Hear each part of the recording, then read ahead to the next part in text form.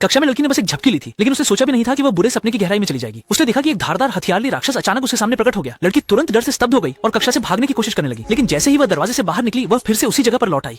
इस यथार्थवादी दृश्य ने उसके भय को चरम पर पहुंचा दिया। जैसे ही स्टील की छुरी गिरी, लड़की अचानक जाग गई। उसने अपने आसपास के सहपाठियों की अजीब नजरों को देखा और लंबी सांस ली, यह सोचकर कि यह सिर्फ एक बुरा सपना था। लेकिन जब उसकी नजर किताब पर पड़ी तो कुछ कटे हुए बाल वहां पड़े थे और तुरंत एक गहरी भय की लहर उसके दिल में दौड़ गई, क्योंकि उसे एहसास हुआ कि जो उसने अभी अनुभव किया वह शायद सच में हुआ था। रात का अंधेरा छा गया, डर उसके साथ साथ चल रहा था। लड़की को डर था कि कहीं दानव फिर से ना आ जाए, इसलिए उसने अपने बॉयफ्रेंड को अपने साथ रहने के लिए बुला लिया।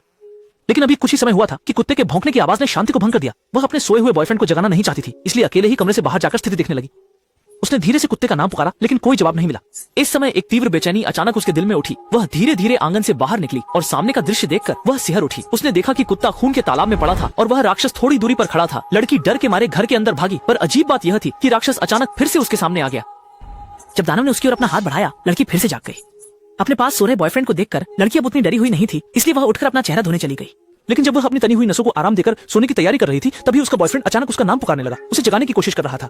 हालांकि लड़की जैसे किसी चीज के नियंत्रण में थी, लगातार भयानक चीखें निकाल रही थी। उसका शरीर भी अनियंत्रित रूप से जोर जोर से झटके खा रहा था। फिर वह अजीब तरह से हवा में तैरने लगी। इस तरह से घूमते हुए 49 चक्कर लगाने के बाद अचानक छत की ओर टकरा गई और अंत में मुफ्त का खाना खा लिया।